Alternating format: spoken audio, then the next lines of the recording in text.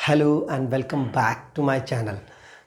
हम इससे पहले वीडियो में न्यूमेरिकल्स कर चुके हैं, मिसलेनियस कर चुके हैं, इनकम और एक्सपेंडिचर मेथड के।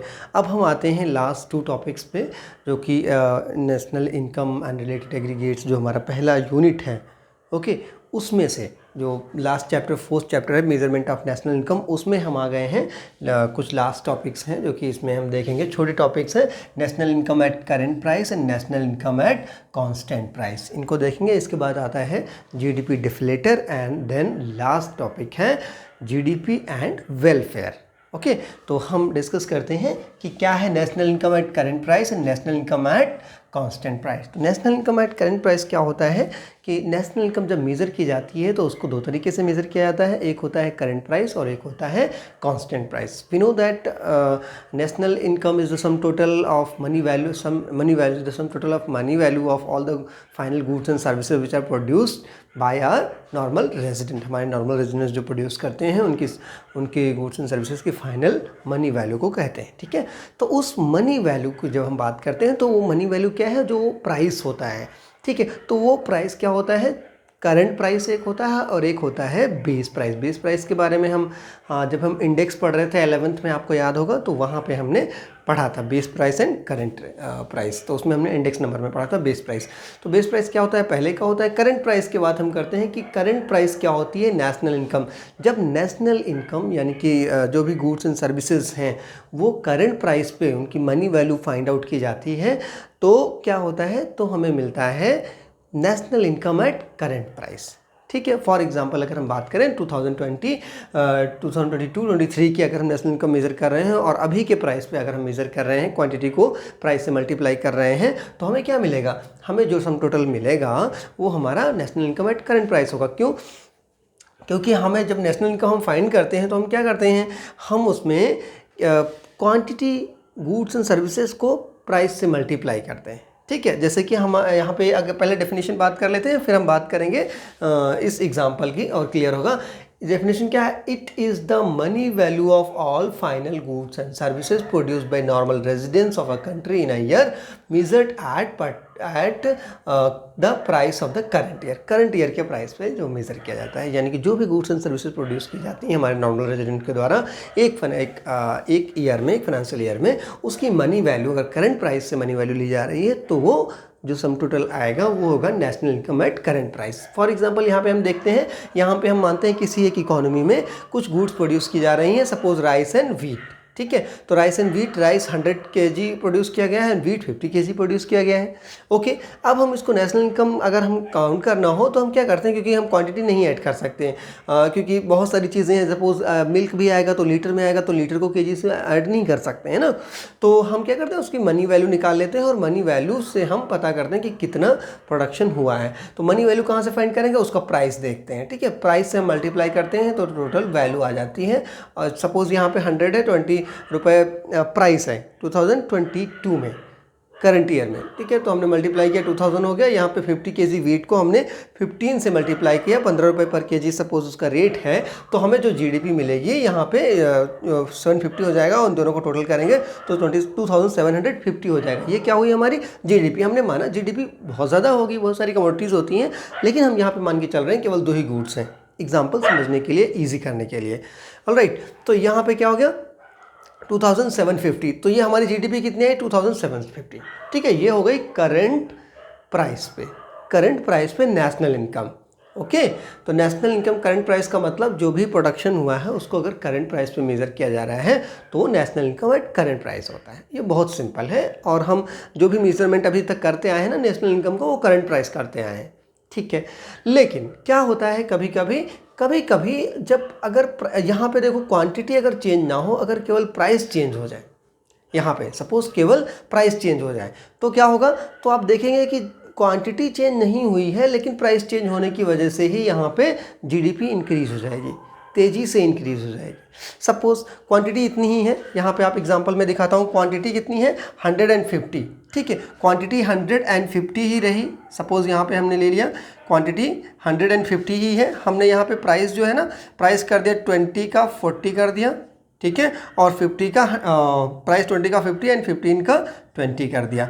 अभी देखो यहाँ पे क्वांटिटी इतनी ही है इकोनॉमी में, लेकिन अभी देखना जीडीपी कैसे चेंज हो जाएगी। 40 है, प्राइस है 100 kg है, तो कितना हो जाएगा यहाँ पे 4000। ऑल राइट, 4000 हो गया। यहाँ पे 20 रुपीज़ प्राइस है वीट का, 50 kg है, तो कितना हो जाएगा यहाँ पे हो जाएगा 1000। अभी देखो कितना हो गया ये 5000। ठीक है, पहले कितना था 2700। तो प्रोडक्शन में चेंज नहीं हुआ, केवल प्राइस में चेंज हुआ। ठीक है, केवल प्राइस में चेंज होने से ही आपकी जीडीपी बढ़ गई। तो क्या यार रियल में जीडीपी बढ़ी है? नहीं, it is just because of increase in price. ये केवल प्राइस में चेंज हुआ है। ठीक है, तो ये जो है ना, ये प्रॉब्लम जो प्राइस की वजह से जीडीपी के बढ़ जाना या एक्चुअल जीडीपी ना बढ़ते हुए भी प्राइस की वजह से जीडीपी के बढ़ जाना हमारे लिए एक्चुअल जो इमेज है, पिक्चर है, वो नहीं देता है। इसीलिए इस प्रॉब्लम को शॉर्ट आउट करने के लिए, ताकि हमें जो जीडीपी है, हमारी नेशनल इनकम है, उसकी रियल पिक्चर मिले, इसके लिए यहाँ एक नया कॉन्सेप्ट है जिसको कि कहते हैं बेस प्राइस या करंट कांस्टेंट प्राइस। तो नेशनल इनकम को कांस्टेंट प्राइस पे कैलकुलेट करना स्टार्ट किया जाने लगा, या स्टार्ट किया जाता है बेस प्राइस पे या कांस्टेंट प्राइस पे। तो यहाँ पे हम पहले इसकी बात कर लेते हैं करंट प्राइस में। करंट प्राइस पे जब हम बात करते हैं तो it is also known as nominal national income. इसको नॉमिनल नेशनल इनकम भी कहा जाता है। क्यों? क्योंकि ये करंट प्राइस पे होती है, कांस्टेंट प्राइस पे नहीं होती है। नेक्स्ट क्या है, it does not shows true picture of economic growth. या ऑब्वियसली क्यों? क्योंकि जो जीडीपी करंट प्राइस पे होती है तो हमें नहीं पता है कि प्राइस में चेंज होने की वजह से इंक्रीज हुआ है या क्वांटिटी में इंक्रीज होने से की वजह से इंक्रीज हुआ है। ऐसा भी हो सकता है कि क्वांटिटी भी बढ़े, लेकिन चूंकि प्राइस भी इसमें इंक्लूड हो रहा है, करंट प्राइस, तो चूंकि करंट प्राइस बढ़ते रहते हैं, ठीक है, तो उसकी वजह से भी जीडीपी या नेशनल इनकम बढ़ सकती है। ऑलराइट, तो ये क्या है, इसीलिए इसको जो एक्चुअल पिक्चर होती है वो हमें शो नहीं करती है। कौन? Current national income at current price. आइए हम चेक करते हैं यहाँ पे कांस्टेंट प्राइस क्या है। कांस्टेंट प्राइस पे it is the money value of final goods and services produced by normal residents of a country in a year measured at base year price. This is important, measured at base year price.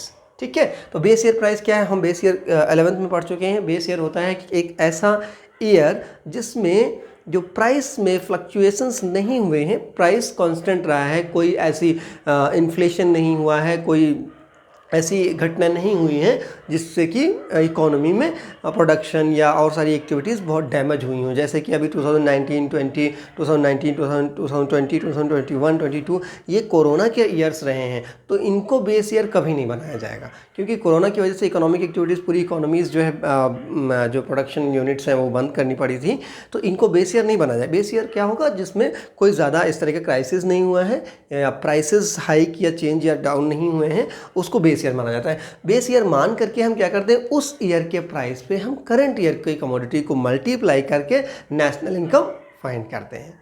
ठीक है, तो उससे क्या होता है, हमें current price में जो फ्लक्चुएशन हुआ है उसकी वजह से नेशनल इनकम के इंक्रीज होने का प्रॉब्लम नहीं होती है, प्रॉब्लम शॉर्ट आउट हो जाती है। ऑलराइट, तो यहाँ पे हम देख लेते हैं बेस ईयर प्राइस से किस तरह से क्वांटिटी फाइंड की जाती है, नेशनल इनकम कैलकुलेट की जाती है। यहाँ पे कमोडिटीज़ गिवन है, rice and wheat again, quantity Q1 100 and 50, वही क्वांटिटी हमने ली है। लेकिन यहाँ पे तो देखो बेस ईयर प्राइस जो होगा, क्या होता है, प्राइस बढ़ते रहते हैं, तो बेस ईयर का प्राइस जनरली कम ही होता है। तो यहाँ पे मान लो, फिर वहाँ पे 20 था P1, यहाँ पे यहाँ पे क्या है, ये बेस ईयर प्राइस लेंगे तो P0 लिखते हैं। ठीक है, P1 और Q1 का कॉन्सेप्ट हमने 11 में पढ़ा था। 0 का मतलब बेस ईयर, 1 का मतलब करंट ईयर, तो Q का मतलब क्वांटिटी और P का मतलब प्राइस। तो यहाँ पे प्राइस, बेस ईयर का प्राइस हम ले रहे हैं, तो बेस ईयर कितना हमने माना है 2011-12, और इंडिया का भी रियल जो बेस ईयर है जीडीपी को मेजर करने का, वो 2011-12 ही है। याद रखना, आपके इंडियन इकोनॉमी में भी काम आ सकता है। 2011-12 ही यहाँ पे क्या है, बेस ईयर है। तो अब यहाँ पे देखो मल्टीप्लाई कर देंगे क्वांटिटी को प्राइस से, तो वैल्यू आ जाएगी। तो वैल्यू जो आई है यहाँ पे 2000 आई है, तो जो कि इससे कम है। ठीक है, तो क्या हुआ, यहाँ पे क्वांटिटी तो उतनी ही है, 100 kg and 50 kg, 100 kg and 50 kg, लेकिन गुड्स जो प्रोड्यूस हुई हैं वो इक्वल हैं। लेकिन जीडीपी या नेशनल इनकम में चेंज आ रहा है। वो क्यों आ रहा है, क्योंकि यहाँ पे प्राइस में चेंज हुआ है, प्राइस इंक्रीज हुआ है, इसलिए। तो ये क्या है, रियल जीडीपी, इसीलिए इसे नहीं कहते, नॉमिनल कहते हैं, और इसीलिए इसको रियल जीडीपी कहते हैं, क्योंकि इसे बेस ईयर प्राइस पे या कांस्टेंट प्राइस पे फाइंड किया जाता है। ठीक है, तो it is also known as real national income, और it shows the true picture of economic growth. ये क्या है, रियल नेशनल इनकम कहा जाता है, और ये एक्चुअल में ट्रू पिक्चर हमें शो करता है, दिखाता है नेशनल इनकम के। ओके, तो आई थिंक कि ये चीज़ें आपको क्लियर हुई होंगी, क्या है करंट प्राइस और क्या है कांस्टेंट प्राइस पे। आप इसका स्क्रीनशॉट ले लीजिए। ओके, सो आई थिंक आपको चीज़ें क्लियर हुई होंगी। Thanks for watching, stay tuned.